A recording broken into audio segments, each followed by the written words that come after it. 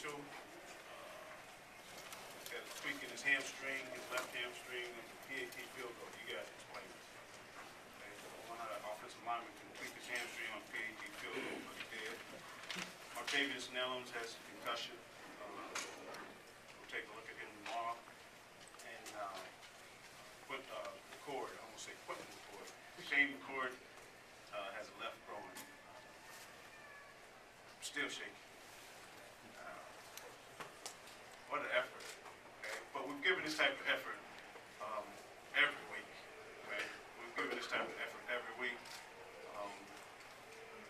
We made a lot more plays today, especially in the second half. We challenged our guys at halftime that we were in a street fight. We're in a street fight. I'm in a street fight. I need to see who has my back.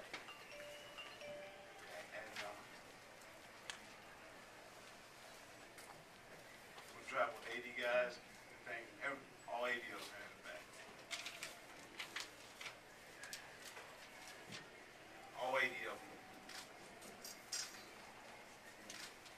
Really, our defense, what they did, all they did is come out in the second half, give up 103 yards, go a shutout to one of the best offenses in the conference. Our offense scored when they needed to score. Put together some big-time drives. The 95-yard drive was as good as I've ever seen. When we really, really needed something to get us going, and they put together one unbelievable drive. And our special teams, we needed to play there also. Our punter the back, and our guys ran down and pinned them back and gave us the short field. We started playing on the short field. And it's just all three phases. All three phases played their hearts out. But we've seen that every week.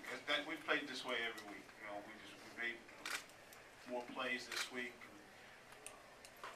We had a lot more confidence.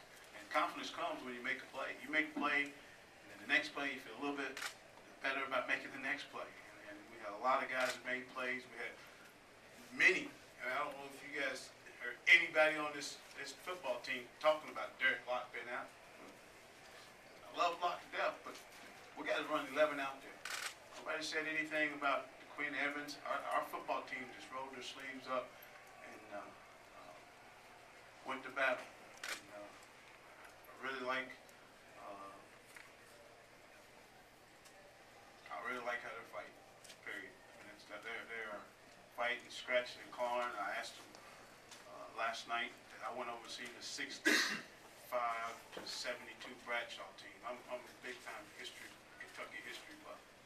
And I got a chance to talk to those guys. Got to see Mrs. Bradshaw, Mrs. Pale. And when you talk to those guys over at the K House, one thing those guys did, every time they talked about our players, the passion in what they talked, the strength in their voice, first of all, how they felt about how our team was playing, the passion that they felt in their hearts. And I asked our team to play with that type of strength that I heard over there last night, to play with that type of passion, to play with that type of heart, and they did. Joker, you came close to becoming extremely. I wasn't done. South Carolina, you can talk all night. Talk from your heart what this means to you as a head coach. It means to the world. I mean, everybody knows what this program means to me. I mean, it's what this program means to me. I mean, it's a small town Kentucky boy getting a chance to lead the program. He's grown up, and they're growing up loving. And a lot of people said I wasn't supposed to love this place.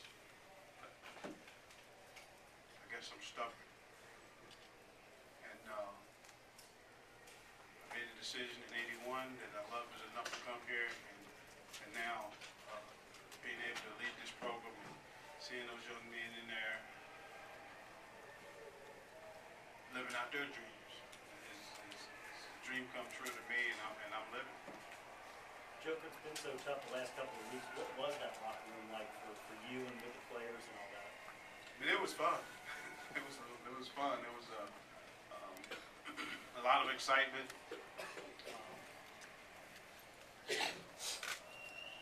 You know, what we've asked our kids to battle back from, and for them to see the rewards. Because we asked them to battle back from a tough loss in Florida. They battled back and played their hearts out at Ole Miss, and we asked them to battle back from that tough loss, and they came back and battled their hearts out at played Auburn, and then we asked them again. That's 3 tough losses. Okay? And two of those losses, 10 points. So those are 2 really tough losses back to back, and for us to ask those guys to battle back from those 2 tough losses, and for them to give us the type of effort that all week. This didn't happen today. It's happened on Sunday. Okay, when we came in, and Sunday was just a day to get the soreness out, to lift, and they lifted their tails off, and the running is just to get the soreness out, and they ran their tails off, and then to see the way they prepared themselves on Tuesday, Wednesday, Thursday, and then we hit the bus on Friday. The way they went about their business was just a business trip. Okay, the way they went about their business it says a lot for this football team. Joker, what was this Cobb so open on that touchdown pass? Well, we ran a little underneath route, okay, which everybody's been talking about.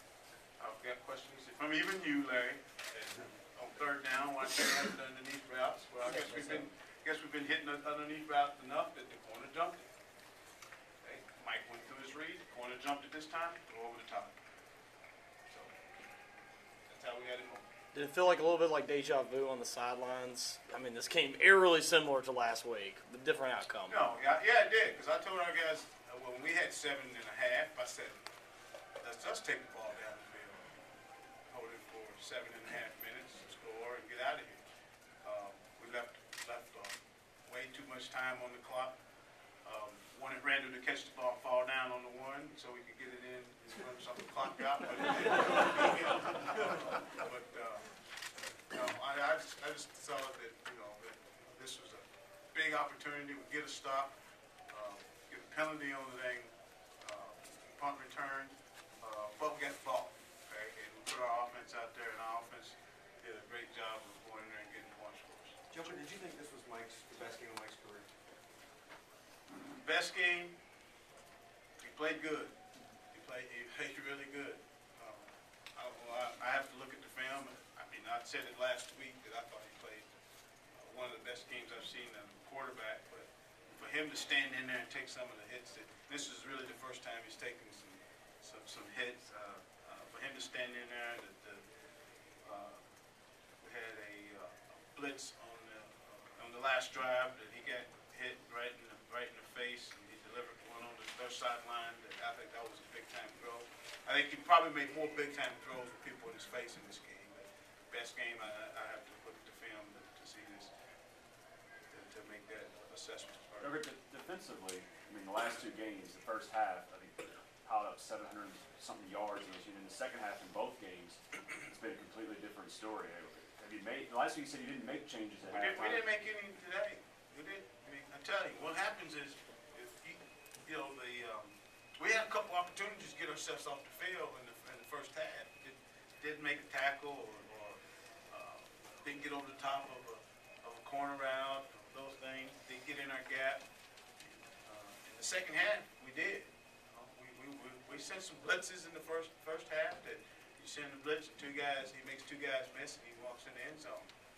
We send some pressure, and they bring him back out of the backfield. And makes an unbelievable throw on the long one that Lattimore made on our side, and just dropped it over our peeling end, which our ends are peeling, because when you blitz, you usually expect the back to step up and take on one of the linebackers, but if he doesn't, our end has to peel. If he goes out, and he made an unbelievable throw on that one. The second time our end didn't peel with him, and he got behind us, but our defense is playing really good, especially in the second half, giving up 103 yards in the second half and shutting these guys out.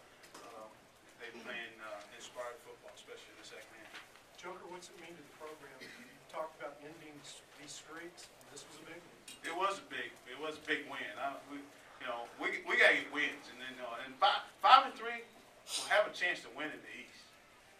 Well, I don't know what the other teams are doing in this side. I know it's a big game with Mississippi State. I have no clue what that was, but 5-3, we'll have a chance. We'll have a chance, and the only way we can be 5-3 is to win tonight. What about Craig Matthews tonight? I thought he took it pretty well. He did. He played really well, and he's been playing well. I see him back there. He's been playing like crap. If he gets another personal foul, okay, he's gonna have to deal with me. Joe, can you talk about No, but no, let's talk about Chris. Chris, he's a battler. He has our back. Like I said, it's 80 guys in there. All 80 guys in there had each other's back. And Chris is one of those guys. All he did is went out there and made play after play after play, especially on third down. I think that's big. When you're 6'5", I've told you guys, when you're 6'5", 6'4", and it doesn't matter how tight they're on, you open it when it's a 5'9" guy. He made a huge play on the dig route in the first half. The guys all over it. Right? Safety's breathing down his neck. And that's what he's got to do. That's what their guys does. And we expect Chris to make those plays. Talk about that, about the intersection of two guys that teamed up to make that play, and it was securing the next one. Mosey and Cartier just had 3 deep, and that's the coverage you want to play. The corners got to be over the top of deeper than the deepest, and they were.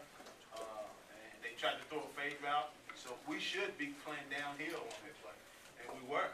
Okay, a couple of times we weren't playing downhill on that play. So if you get deeper than the deepest, which is football 101, you would know that, Larry, right?